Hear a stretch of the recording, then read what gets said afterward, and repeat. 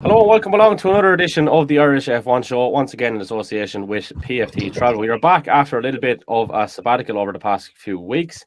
Barry Rabbit, Richard Carney, welcome along. I think it's fair to say, after that bit of a sabbatical, it could have extended another month or two previously, because I don't mean to start off on a negative note, guys, but it's a quite underwhelming season, isn't it?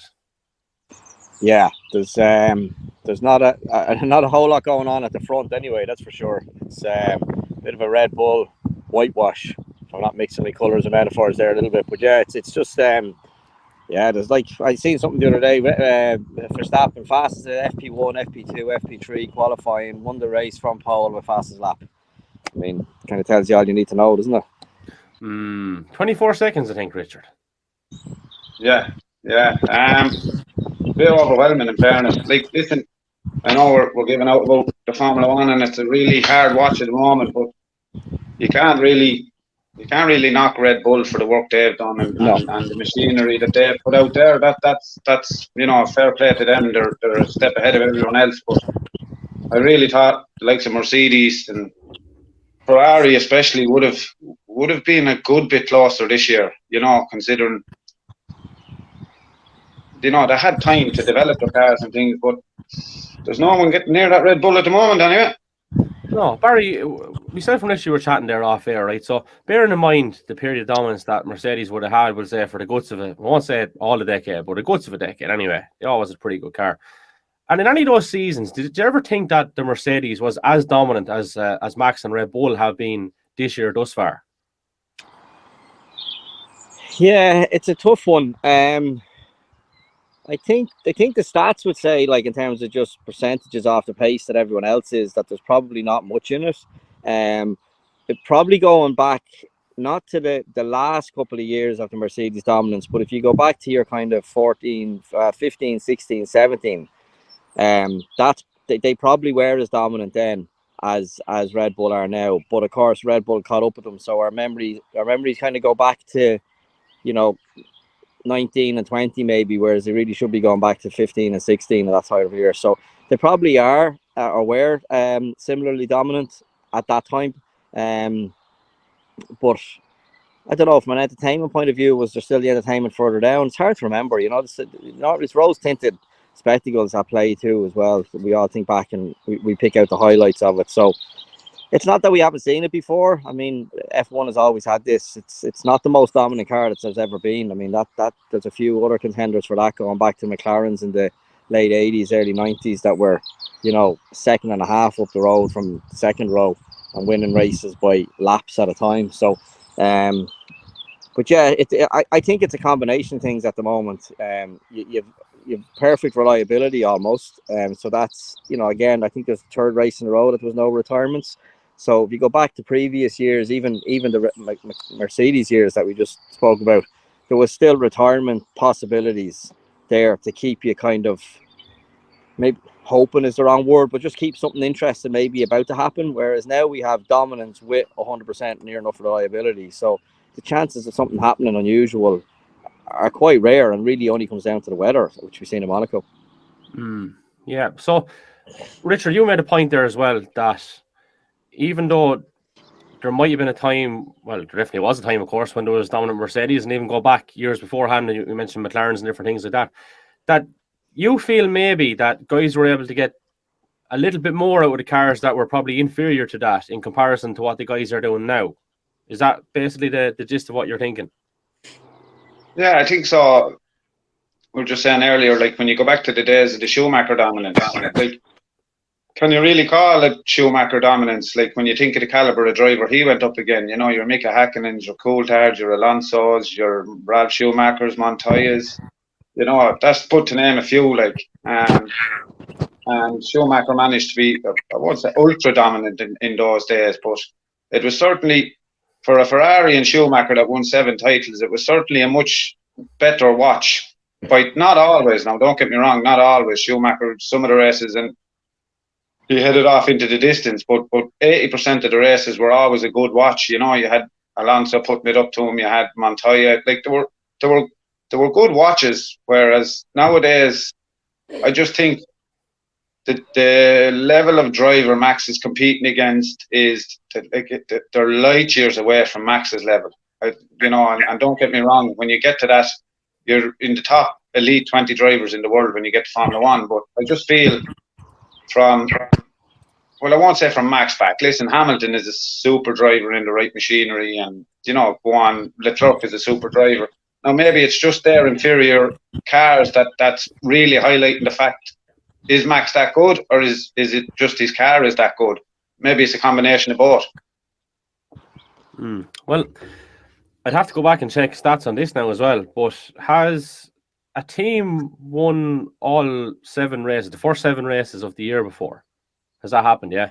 I don't know if it's the first. I'm sure it was. I think you go back. I think the McLaren MP44. I can't just think of the year. It would be in the early 90s, I think. It was the most dominant car ever, really. It won 15 out of 16 races that year. Right. And it would have won the 16th. There was, I can't remember, but there was some unusual factor that got taken out while leading or something like that. But it would have, you know, so that precedent's been set with the McLaren back in, that had been one of the Marlboro McLarens. As I said, I think for some reason I'm thinking 89, but I might be wrong on that. But in or around then, 88 maybe. Anyways, it was, it would have done that. I think the record for consistent win or a string of wins is 11. And now that might span 2 seasons. That might be the end of one and the start of the other. And Red Bull now are on 7. So that's very much up for grabs. But I think it's probably a little bit of a load of things as opposed to just, you know, like, don't forget, as I said, there's the reliability, which we mentioned a minute ago. The other thing, you have obviously more races, less testing.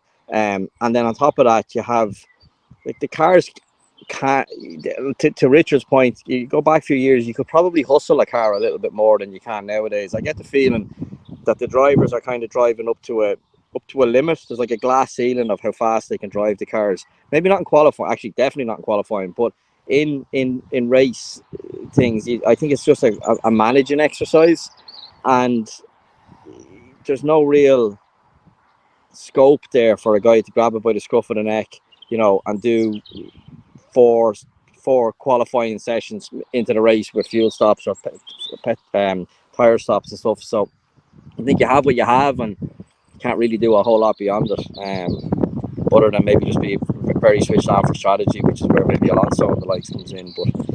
And the cars are harder to overtake as well. So I think it's a whole load of little things that probably combine to make it look like it's a more dominant season than we've ever had before, but in reality it probably isn't.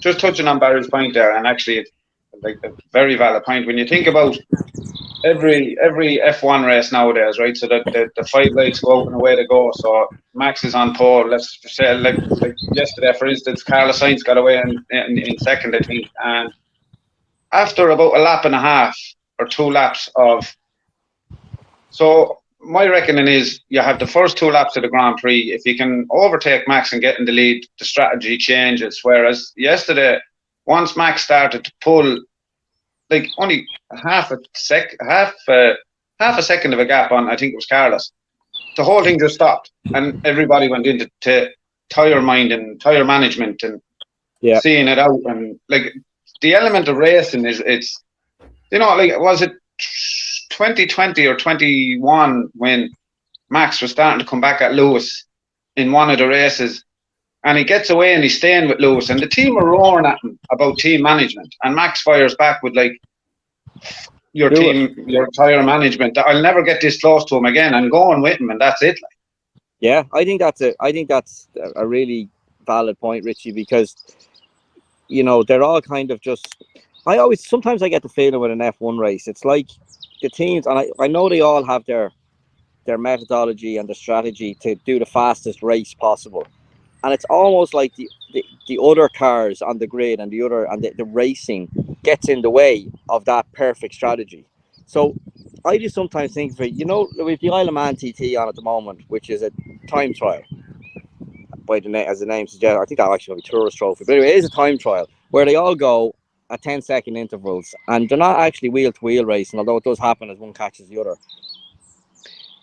And they're all kind of racing concurrently, but not against each other.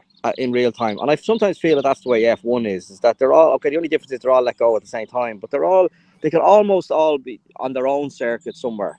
You know, if it was a computer game, they'd be all on their own version of the circuit, and there'd be only ghost images of the other cars that they kind of just drive through or whatever. And I think that's, unfortunately, and I can see why it's gone that way, because you mentioned like Red Bull getting up to the Mercedes a while ago, or Max in particular. To take it to club level racing that we would do, I would have raced against cars that were faster than mine, and Richie's done the same over the years. And the ethos was get to the front and hold them behind you. Even if you're quicker, even if they're quicker than you can keep them behind you. You can out race them, hold them up, defend for now obviously a 15-minute race and an hour and a half Grand Prix is different. But there's absolutely no opportunity anymore to hold someone behind you in F1, especially a Red Bull, because they're just DRS by you on the third lap anyways. So it removes that kind of, the appetite for getting ahead of someone and just defending and keeping them behind you for the whole race, which we seen years ago. Alonso lost the title because of it. I think it was Maldonado held him up for the whole race. It wasn't. It was a Russian chap. In a Renault, wasn't it? Yeah, the Russian driver. I can't just think of his name. There was a Petrov or something like that. Held him behind him for the entire race, and he lost the championship result for it. Like, okay, people say, "Oh, sure, there was no overtaking." You don't need overtaking. You need racing. Racing and overtaking is two different things. You see someone coming down the pits, open the DRS, pit straight, open the DRS, pull out, indicate back in, and still brake where they normally would. That's an overtake, but it's not racing. I'd sooner see someone climb all over the back of them for 20 laps and not find a way by. That's racing. The overtake isn't. It's like in football. If somebody just walks up and just kicking the ball into an empty goal. So it was a great match. It was 45-38 or something. The nil-all draw could be more interesting than that. Like from what I understand. I don't understand a lot about football, but you know what I mean. It's just there's more to it than just the end goal of overtaking. And I think the moment now, you seen it yesterday, Sainz had a little bit of a half-hearted attempt at first corner, but even if he'd have got by him, Max has gone by him on the third lap, and everyone knew that. Pull the DRS away from it and everything else, and maybe, especially in somewhere like Barcelona, he might have held him up for maybe not the entire race, but he'd had to go with it or push him behind him, and geez, I'll keep him behind him. He might fuck up and lock a wheel and go off into the gravel somewhere. All these potential jeopardies are gone because they'll just DRS by. The guy won't get ahead of you anyways, and even if he does lock up and make a mistake, he'll just run wide on the tarmac and come back on again. So it seems to be as death by 1,000 cuts to the whole racing thing. There's a load of little areas that's kind of meant that just don't bother racing, just do the fastest race you can and try and keep out the other guys, and then at the end of an hour and a half we'll see who actually completed the 78 or 66 laps as it was yesterday. It's creeped up on us, I think, as opposed to one particular thing. Couple of things there, Richie, to bring in on the DRS. I suppose, to look at in simple terms, it's a bit of an underachievement if you're not actually passing out someone with the DRS. I mean, like you literally have everything in your favor. There's something wrong if you're not doing it right. And then you're talking about, like, we'll say, tire management and team management and all this kind of caper and stuff. Is there now, with the amount of races there, is there an increased level of discretion rather than actually going for it because of the amount of races? You're like, okay, well, this is a long season. It's the longest we've ever had, and we'll just keep it safe here because we need to play long games. So has that, like we mentioned before, we all think it's diluted the whole thing by having so many races, but I'm not quite sure if we did reduce the calendar anyway, would we see that a little bit more exciting in addition to taking out the DRS? I think, is that simply the two answers to bring back a bit of excitement to it, or is it just a case of, well, you know what, the other teams need to start building better cars as well? Is it all of it? That's probably an element of everything you spoke about, but I don't think that the extra long calendar, I don't think is a major issue. I mean, it's another couple of races in the season, and I take your point that, okay, listen, we'll just sit tight for the first 10 races and whatever, but I think the DRS is a big thing. Going back to what Barry said, like as being a racing driver and you're following someone, your first instinct has to be, I need to get by this guy. I need to get by this guy. They're probably not taking as many chances as they should do in the twisty stuff because they just know they're going to blitz by him, and once they hit a straight, they're just going to pass him anyway. So goes back to a point I made here on this, I don't know, last year or the year before. Take the DRS out of the top 10. If you're in the top 10, you don't get DRS. If you're outside the top 10, you get DRS. I think that would bring. I think you bring the top 10 racing closer together. and you also bring the guys outside the top 10 into the top 10. Yeah, I mean, F1 is showing at the moment that they're open to trying things and different formats and stuff, and they seem to have the mandate to do that. So I think that is a particularly good idea, and it could be worth trying, because the DRS, in my mind, is just killing it. It's and they turn around and go, "Oh, we had this amount of overtime." I don't care. Like, it's not. I think Eddie Irvine said it years ago. He says, "You go fishing, you go fishing and you spend hours and you get one fish and you're delighted. If you go to the pond and you just keep dipping the rod in and pulling another fish out. That's not the same. Okay, you come home with 10 times the amount of fish, but it's not really the exercise in the first instance. So the DRS, I think, is doing damage beyond just the drive-bys. It's what it's doing in the background is the real issue. And but I don't know. I can't see a change, and I think because they're too interested in and shouting and roaring and oh, great overtake maneuver. No, it's not like that. He literally just like passing a truck on the motorway. Like, it's not an overtaking maneuver. You just come up behind him, you pull out, that's not overtaking. It's a change of position, but that's not an overtake. Not in my world, Yeah. But yeah, it's a whole load of things. But I don't know. Can't see it changing too soon, unfortunately. You want two trucks that are obviously limited to the same speed, passing out each other on the yeah, exactly. Let them, or let the DRS be way diluted down. That's something else. That there's some mechanism in it that even as soon as the cars, if they could GPS it, as soon as the cars are alongside each other, the overtaking car loses DRS. So that so it puts them into play, but not ahead of them. It puts them a lot, a little bit alongside him for the braking zone, as opposed to just pull out and pass. So it should be all possible, technology wise. But I think it brings the racing back to it. I do. I think it brings the racing back to it. If you dilute the DRS, or I won't say do away, because if you do away with it altogether, the teams at the back are going to stay the teams at the back. The reason I say just take it out of the top 10 is it does give the guys in 10th and 11th a chance to get back into the top 10 fight, because they do have a little bit of a leg up. But once you get into that top 10, your leg up is gone. It's up to you from there. And I do think it would entice more racing, as such, as Barry said, not just processionary stuff. It would entice more racing, I think. Mm-hmm. Yeah. So, lads, has Indy become sexier, or is the fact that F1 is a little bit uglier making it better looking? Indy is going through a little bit of a purple patch at the moment, for sure. It's definitely, but Indy racing has always been fantastic. It's had a few little issues through the years where they've dismantled themselves and actually kind of shot themselves in the foot a little bit when they parted from kart. But I remember going back to Champ Car racing in the 90s. It's just phenomenal racing, and IndyCar is starting to come back that way now a little bit. It's a little bit more on the radar. It's easier to watch. It's easier to find. People are starting to stumble on it. There's a couple of ex-F1 drivers, Grosjean, Ericsson, etc. Rossi, who did a little bit in F1, are in there. So I think people are starting to see it a bit and appreciate it for what it is. And obviously the Indy 500 last week, which is a complete spectacle, mega race. And then we had the Detroit Grand Prix just there yesterday, the same day as the Barcelona Grand Prix was on, and it was just chalk and cheese, and it's nowhere near as technical. You watch the Detroit Grand Prix, it's like they're racing on concrete streets and they're hopping and bopping around the place, and it's not exactly, doesn't look like Monaco or anything close to it, but geez, the racing was fantastic, absolutely mega. But it's a one-make series, so it's hard to compare it to F1 in that regard. Mm-hmm. Yeah. Any other thoughts on it, Richie?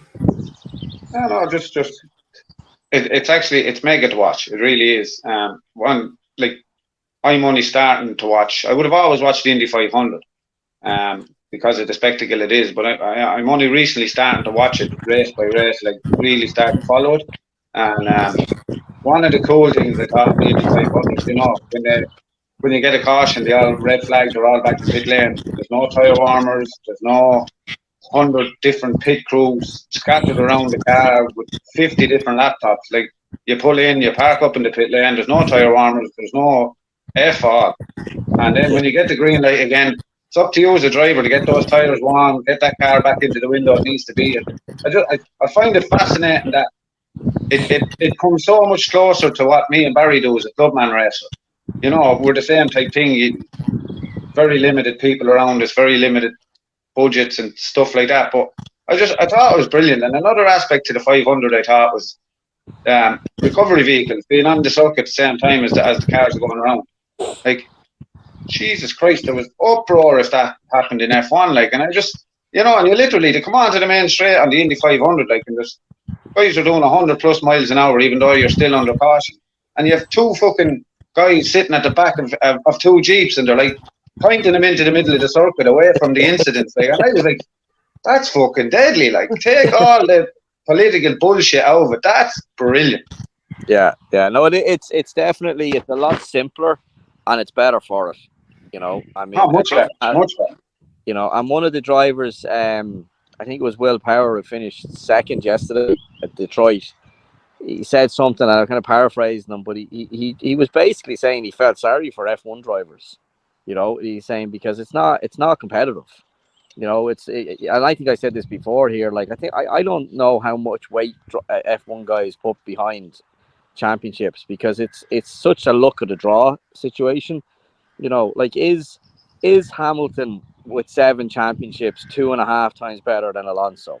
No, he's not. Like, because Alonso's 2. So, or, he's 3, and that'd be 3 and a bit. Actually, 3.5. My maths is failing me there. Be 3.5 times better. Like, he's not. He's just clearly not. But with IndyCar, everyone has, in theory, the same equipment. It's all tweaked a little bit, the different engines and so on. And yeah, they're all the same car, and it's not as technologically advanced. But if you want to sit down and watch a motor race, and you have a choice, the IndyCar race will 99 times out of 100 be a better entertainment than the F1.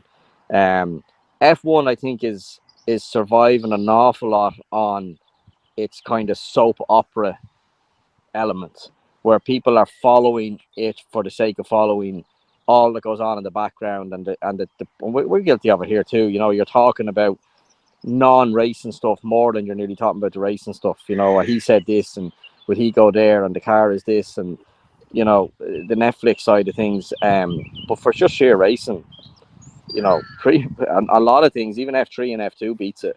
So I just get the feeling too that F1 themselves have they know that, and they're kind of going, right, well, we're not going to catch people with just pure racing, so let's kind of hype up all the other stuff and make that the USP, and we'll pull people in with that. And that's a slippery slope if they actually keep going down that road, because the race will become a complete byproduct. Like, there's loads of Netflix fans that are massive F1 fans now, and they don't watch the racing. Like, they literally watch every other bit of it and then get a look at the results, and they're F1 fans, which is just, I can't understand that, but that is the case at the minute. They won't sit down and watch the race, but they'll know, that Lando's girlfriend said this to George. It's like,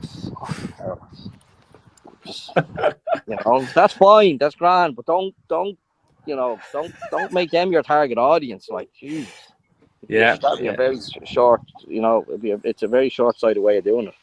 Yeah, you got to remember the primary reason why people should follow it, and that's the racing itself. Men, women, if there's any people racing cars as fast as they can, and doing stuff that the average bloke could never imagine being able to do. Like, in terms of, I don't mean the actual act of getting to do it, but just, you watch the IndyCar. Like, I watched the IndyCar last night, and they're hopping and bopping around the place, and they're doing 200 miles an hour, and you're kind of, and you're pulling out a steering wheel. And even as a, competent club level driver, you're looking at it going, Jesus, I'm not sure I could do that. You stick on an F1 and you go, I could probably do that. You're probably wrong in both cases, but it doesn't matter. That's what it looks like. It just looks so much more exciting. Yeah. No, agree wholeheartedly. And I'm actually going to finish up on the racing side of it in terms of the weekend, and just give the standings there. So Max is on 170, Perez is on 117, Alonso is on 99, Hamilton 87, George Russell 65 there. And constructors wise, well, sure, look, she's one-way traffic here. 287 Red Bull, 152 Mercedes, 134 Aston Martin, 100 Ferrari, and 40 Renault. So, yeah, one-way traffic. Now, let's take things to matters off the circuit? And what do you think of this talk with Hamilton, Ferrari? Is it all pub talk, or is there some bit of substance behind it, lads, do you think? No, I can't see him leaving Mercedes, to be honest with you. He's always spoke about leaving a legacy with Mercedes and stuff like that. Now, when it came out first, and me and Barry spoke about this on holidays, and we were sort of saying, geez, every young kid's dream is to put that red overalls on you as a racing driver, like. But I think it's too late in his career. The job to try turn Ferrari around is not for someone of Hamilton's caliber or age. No, I think come tomorrow, the next day, he'll sign another maybe 2-year deal at best with Mercedes, and we'll go on as normal, I reckon. I think, Baz. Yeah, I think it's a non-story. I mean, like, they don't. It's not as if Ferrari were exhibiting Red Bull levels of performance and operations. Well, then, yeah, you could see the attraction. Despite all the the kind of how married Hamilton is to Mercedes, but they're not at the moment. They're no better than Mercedes. So, from a performance point of view, you'd say, well, there's no point in moving there. It's better the devil, so to speak. And yeah, there probably is something inside everyone who would love to race for Ferrari at some point. But I think in Hamilton's case, it would rule out so many other things post driving career, because he has always been a Mercedes driver. He's never raced an F1 car that didn't have a Mercedes engine, ever. So he's always going to be a Mercedes, and that lines him up for life, basically, as an ambassador, and whatever else, that should he choose to go down that road, where even 1 year of Ferrari would kind of ruin that, I'd imagine. So I can't see anything happen. I think it's nothing more than a rumor that was spread around the place. By who is the question? And look, maybe that's a bit of leverage for a few bob extra in their pocket with Mercedes whenever it does come out. Like, you wouldn't know. Yeah. But one thing I would like to pick up on with Ferrari in particular is Leclerc, I suppose. And I think 3 out of 7 races so far this year he's not scored in. Now, look, I'm not saying it's always his fault or whatever, but I feel, and maybe I'm wrong in saying this now, over the past couple of years, has he got a little bit of has he got away with a little bit in terms of criticism in comparison to Sainz? And he's a better driver, I would say. Pound for pound, he's a better driver. But he doesn't seem to be under the microscope. No, I agree with you. I think Leclerc is very, very fast on one lap. In general, he's very, very, very fast. And I think he's hustling the Ferrari, and that's how you see him getting it up onto, higher up grid positions and stuff. I think his problem is, we've seen this before, is if the car is capable of X lap time, he will try and get X minus 2 or 3 tenths out of it. And that's where he falls down. I think that's why you see him getting so annoyed with himself when he does make a mistake, because he kind of probably knows he's overdriving and knows that it's only going to end up one way. So he's probably a bit in the Gilles Villeneuve mold, just won't give up, just will drive it faster and faster and faster, which is probably, kind of, there's a romanticism to that, someone who does that type of thing.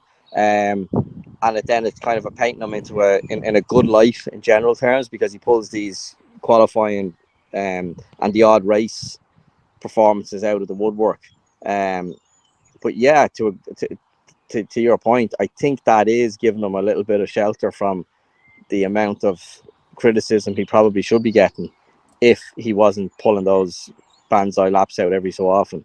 The question is, which are you better? Are you better off with a Leclerc who can, on the odd day, perform miracles, but then have the downside to it, or a Sainz that is just, slow and steady is unfair, but you know what I mean? It's, just steady Eddie, just kind of, not anything but slow. That's totally the wrong word, but if the phrase is right, he will get you 99% of it every day of the week, whereas every so often Leclerc will pull one out of the bag for you. Which if you're a team manager, which do you take? Yeah, look, it's hard to know, Richie. Like, Sainz is 16 points ahead of Leclerc at the minute. Now, I appreciate it's like 2 ball lads fighting over a comb. You know what I mean? Because it's a bit of a pointless exercise. But by the same token, I do feel a little bit for Sainz with that. It's like, do you remember? I went to see Dave McSavage recently, right? And this is taking a turn here. I love Dave McSavage. I think he encapsulated so much of what Ireland was about, albeit controversial. And it's mad to think that it actually wasn't that long ago since Savage Eye was on our TV screens, right? But he does this sketch in one of them, going back, and you might remember it's a GA-related sketch actually, where the big old lad is sitting in the classroom full of kids, right? And Michael, have your homework done? He puts up the hurling. Oh, cheers, Michael, tis yourself. Oh, that's grand. And I feel that's the same with Leclerc. Oh, cheers, Charles, tis yourself. Science could be there, could have all his homework done. Oh, no, but Charles is the man. No, you can't see the Charles. Like, yeah, you know what I mean? Charles scored a point in the junior final at the weekend, so he gets away with murder. Like, fuck, yeah, I just... Look, I have a soft spot for science anyway because of the outbuying stuff. But look, he's not beyond criticism either, and he's had his problems. But if it were to happen, and it's unlikely, who gets the road? Is it obvious enough to say that science is getting the road? And how would the dynamic with Charles and Lewis work if there was to be one? I don't think that would be a great dynamic. No, I don't think so. Unfortunately, I agree with everything you're saying. Carlos is the steady Eddie. He's, like, to be fair, he's the standout driver so far this season for Ferrari. Science with what he's doing compared to Leclerc. Like Barry said, that he can put it on Paul. I don't know, 2 or 3 races ago he put it on Paul when he had no right to put it on Paul. But then 7 times out of 10 when he's going for that lap, he bins the fucking thing. So there's the opposite side of it as well. Now, also, you have to remember, Leclerc is a Ferrari protege. They brought him up through their academies, through their everything, and they've put him where he is. So Ferrari being Ferrari, and like we spoke about before, Ferrari themselves won't allow themselves to criticise Leclerc because he is a Ferrari protege. He's our driver. We've developed him. We've made him. So Charles is God. Whereas, as Barry said, if you're a team owner, I think I'd be taking Sainz every day of the week, to be honest with you. Charles is the quicker driver, outright quicker, just totally quicker driver. But Carlos is a lot more consistent, and Carlos will score you a lot more points throughout the season. I especially this season where the Ferrari is so unreliable and it's so, you just don't know what car you're getting race to race. I think this season will end up with Carlos finishing ahead of Charles, I think.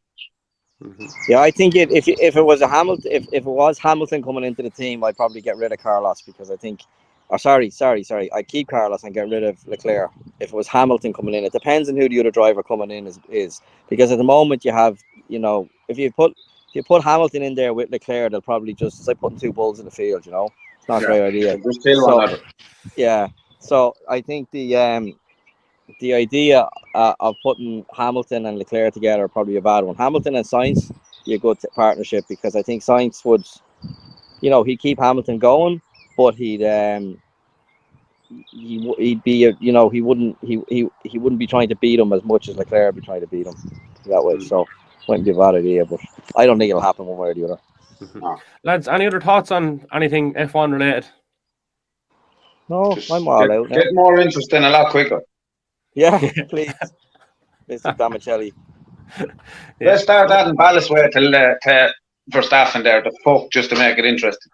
I was thinking actually, I have a friend that does the Champ.e horse racing podcast, and obviously they have handicaps in horse racing when it comes to weights and different things to try and even out the field. Like, and I don't know, we want to start looking at something like that. But a couple of weeks of a gap, Canada I think is up next. So yeah, look, we'll leave it at that, lads. We live in hope that a bit more excitement comes back into this whole thing. But nevertheless, we'll soldier on. We'll have the crack, and that's all you can do. Barry, Richie, thanks a million. See you later, guys. Please, boys. PFT Travel as well, of course. Thanks to PFT Travel. Talk to you soon.